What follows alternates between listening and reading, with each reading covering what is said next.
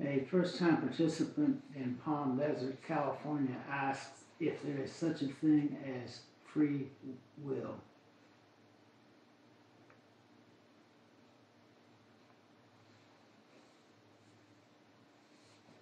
I don't know.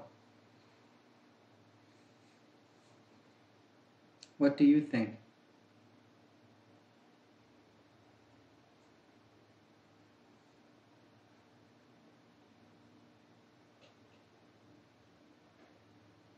Response: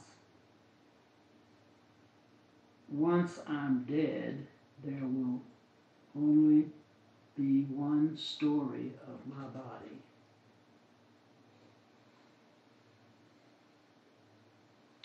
Right. Once you're dead. In retrospect, there is fate. Everything is fated. One story, but only when it's a convenient story. In other words, when it's convenient to make. Do you follow? While you are living, it's something else. Once you're dead, you can look back and say, it had to be that way.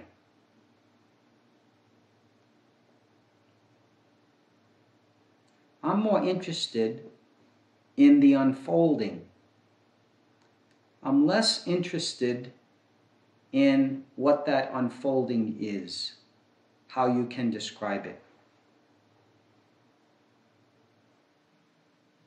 From a participant in Edmonton, Canada. Hi, David. I'm grateful to be here and truly gaining from being in connection with you. Sometimes I close my eyes and see that I just am. Is that a good thing to be present to? The vibrancy that I just am. Yes, it's very good. At the same time, it is an experience. It has a particular quality to it. Be open to that quality unfolding, of telling you more, or of disappearing into something even deeper. Be natural and easy with your experience. Don't overlay it with too much interpretation, and also try not to attach to it in any kind of way where it becomes static truth. Truth is always moving, always flowing. Truth is the opening of a flower as it opens. The flower is never fixed. Only when you take a photograph of the flower does it become fixed, in which case it's just an image. And the image, though beautiful, although photography is a lovely art form and brings us great enjoyment, it's just a dead image. So remember all these things. Be natural, be childlike and simple before your experience. Appreciate your experience. Have great love for what it bestows. And then just easily observe everything, not intentionally, but just keeping your heart wide open, enormous. Response is gratitude and reached.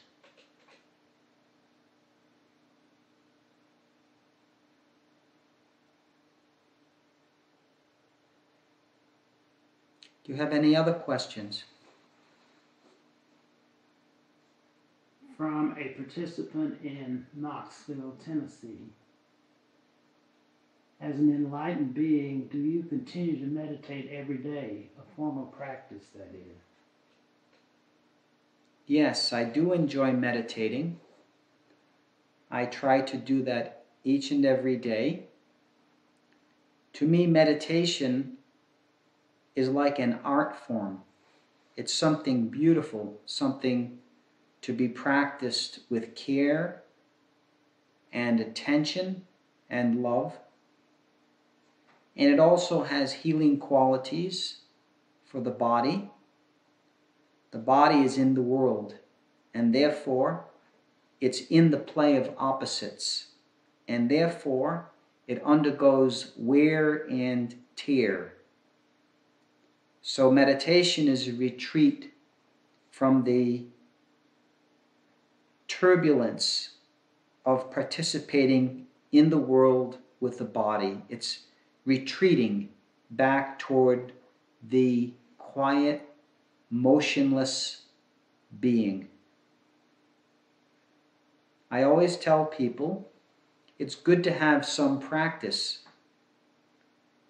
Even if you have great realization, you might still benefit, not so much in terms of widening your realization, but simply basking in the silence, enjoying the nourishing, sweet, restful, transcendent nature of the silence.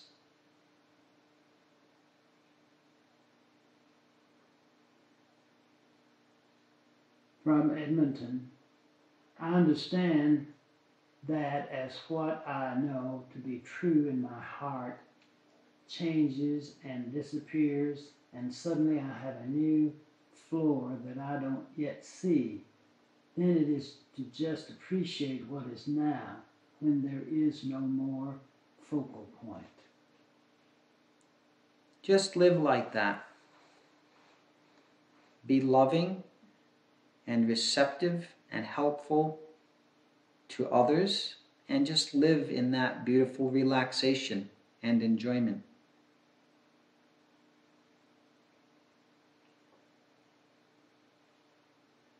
When you probe deeply into this subject of realization, when you explore it authentically, the path is filled with insight and realization, which gives insight to human subjectivity. It opens consciousness. That's what I mean by human subjectivity. It opens into consciousness. Consciousness is the field of knowing. It's the field of perception. It's also the field of feeling and intuition. Consciousness is a wide open field with many different qualities. Realization is that gesture or path or direction we take to explore that field and gain insight into its nature, which is the nature of consciousness. As we move along that path, we become filled with deeper and deeper recognition. Paradoxically, as that ripening gets more and more full, and when it becomes total, you learn how to forget all about yourself. Because yourself is no longer this area that we once thought of as being inside of our body only. We begin to feel a opening or reaching out into an area which is neither subjective nor objective. In other words, we attain into true non-duality. The fabric of reality itself becomes transformed into a non-dual substance, a non-dual quality, so as not to reduce that quality to something knowable. We say that it is grasped with the intuition or with the feeling heart, the feeling nature. But the point I wanted to offer you is that the expansive phases of realization are for the subject. But once that flowering has occurred to a significantly enormous degree, it then becomes something that you give away. It's something that you share constantly, not through choice, but through recognition that you cannot circumscribe this non-dual area. You cannot define it, but you can live it. And in living, there is relationship. There is no end to relationship. And so that flowering, which begins as a seed inside a single heart, flowers into something extravagant, something beautiful that can be shared interpersonally, intrapersonally. It can be shared cosmically in a divine state of non-duality. Edmonton has commented, just keeping my heart big, open, and soft. Thank you, brother.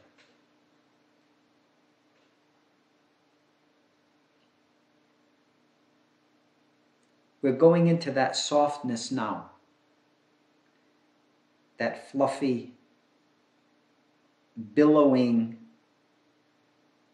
breath of bliss and easiness and interpersonal sharing.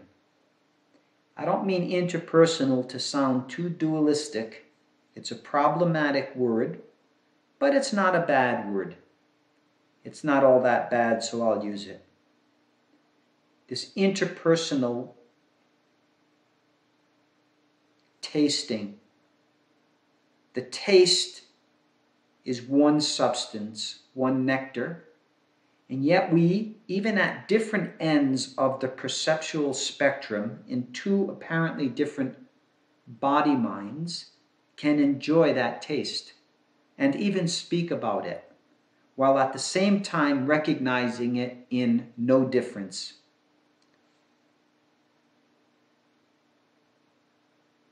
I'm a participant in Arcata, California. Thank you for your help. I feel as if my life is more relaxed and I'm able to be more present in it.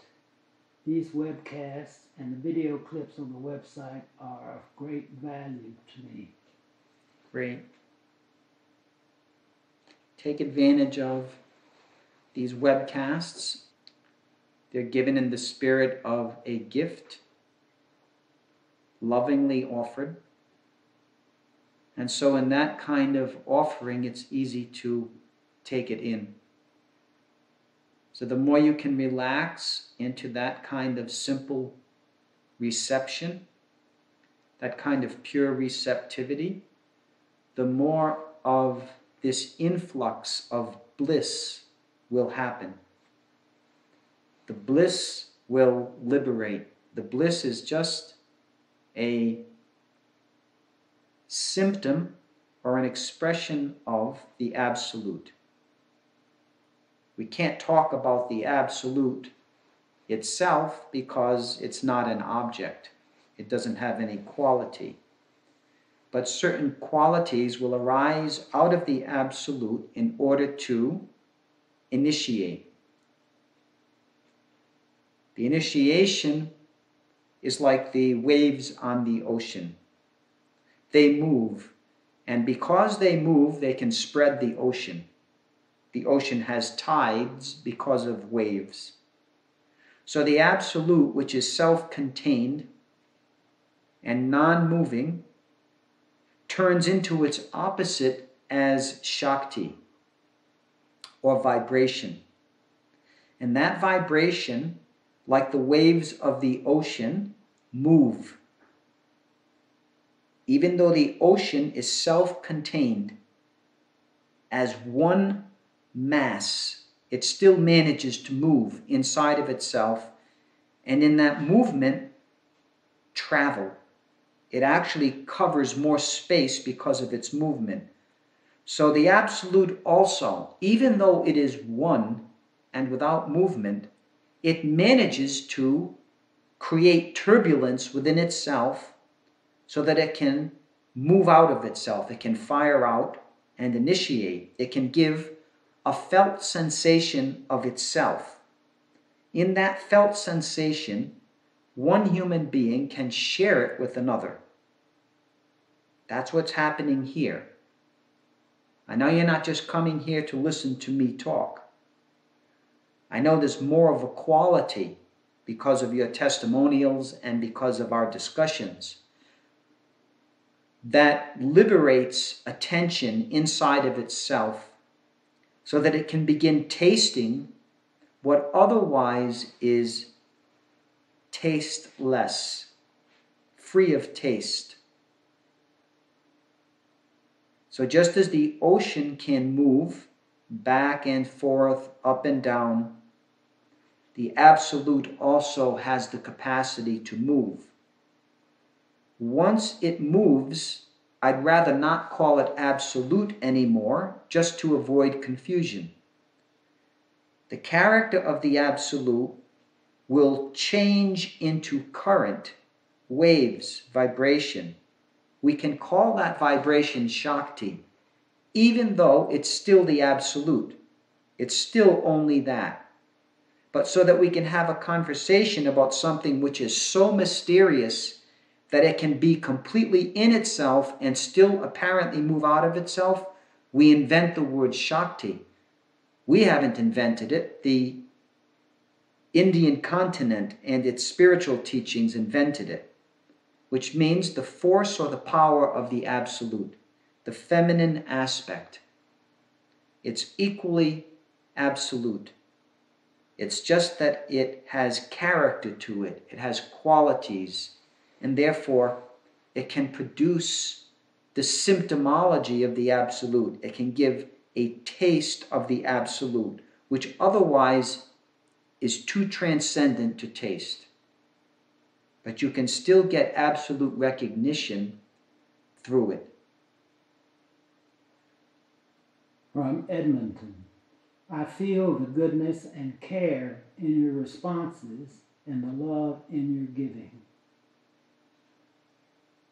From Palm Desert, California, I feel the lightness and fluffiness in my chest that you were talking about. Is that something you would expect to happen as I listen? I don't expect anything, but I'm delighted that you are describing that. That lightness is the prana shakti. The prana shakti enters into the entire respiratory area and performs an initiation, an energetic communication in that area. And that prana shakti, as it deeply penetrates into the subtle fabric of human intelligence and even into physiological being, it will manifest the self, the silence of the self, the lightness that comes through transcendence. So we were talking about the way in which the Absolute, which has no quality, it's just pure light, pure bliss, pure silence, turns into this other quality whereby we can acquire something of a distinguishable recognition about it. And even though it's a taste, it's still water. The infinite water of the self can be tasted in a single gulp. It's still water that you're taking in, and it's the infinite water of the self. It's indistinguishable being, absolute, non-dual to the core. So what this person in Palm Springs has shared is very significant. Firstly, because it's a subjective event. It's a clear recognition of something happening in subjectivity, which means it's a direct experience. It's not a thought. It's not an interpretation. It's being expressed through thought, but the experience is direct. And that soft, rising bliss of love is indeed a quality of the divine absolute. Indeed. So when that appears, let your attention merge into it and become totally empty or totally full, just relaxed naturally into being, and also what arises as a communication from being. The initiatory power of being, the Shakti. Also, love is still another flavor of that same initiatory quality. Through love, you can enter into this same mysterious silence. So Shakti is a door or doorway. Love, devotion, appreciation, grace are also doorways. Each might have a unique quality, so we shouldn't get too dogmatic about the fact that different words can be used to describe the same thing. We shouldn't become angry because there are many different qualities. It doesn't mean that this is relativistic. It's still an absolute consideration, or a consideration of the absolute. It's just that in using human language, things become a bit more complex because of our cognitive functioning, the way we operate mentally and through our cognitive processes. So the variety is helpful from that angle. It's not literally descriptive, but it doesn't have to be. It can just be seen as a kind of metaphor. When I talk in terms of Shakti, divine light, divine love, devotional exaltation or expansion or even inebriation, all of these things are metaphorical insinuations towards something unspeakable. So because we cannot say the unspeakable, we say the things we can speak. And in that way, through the connections we can make in our subjective experience, have a valid experience of something special, something that's beyond words. From Arcata, I can feel the Shakti sometimes even when the energy around me is a bit chaotic or hectic. That's good. And from a participant in Boston, I'm new to these sessions. I notice you have a green guitar above you. Do you have a special relationship? I have a special relationship with the feminine aspect of the Absolute. So if you'd like to interpret that piece of artwork in that way, that's fine.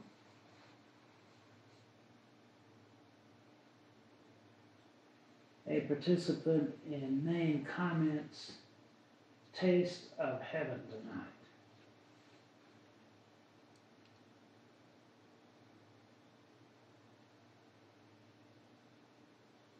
That's bliss.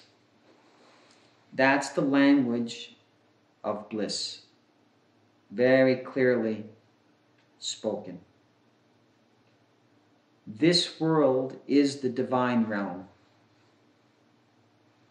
It's hard to believe, but the complete and total divine is shown in this world. It's offered to these bodies to taste in this world, which can be like a heaven or it can be like a hell. Either way, this divine vibration is available, it's present, it's operating spontaneously all the time. It's always available, always here, every second.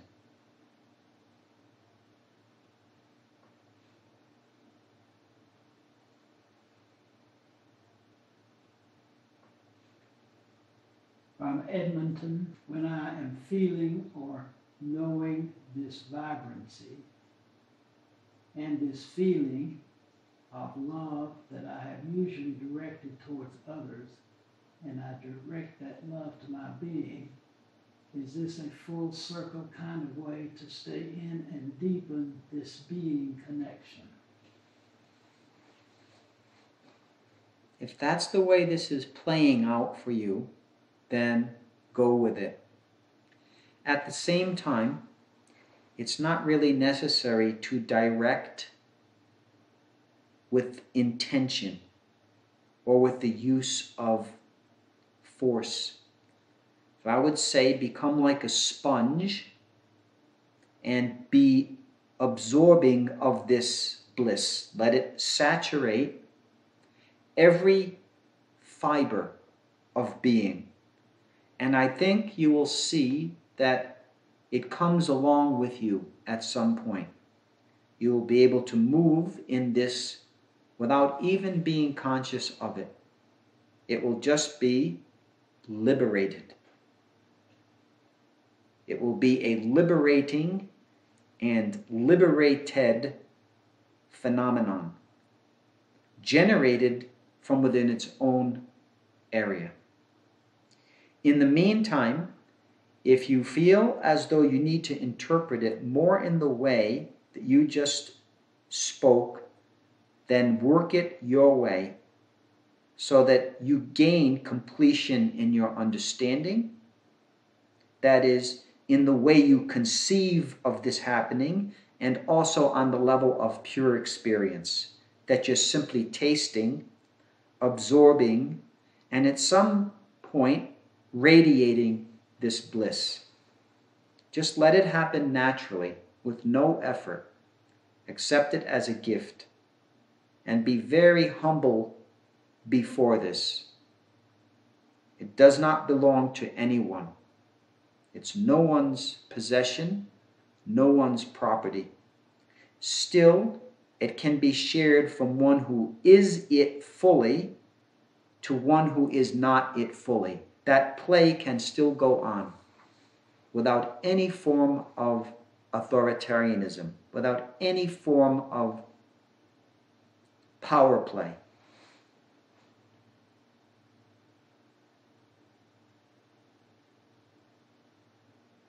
It's been a wonderful evening, a very sacred time together. I hope you've been sensing and absorbing and realizing moment by moment.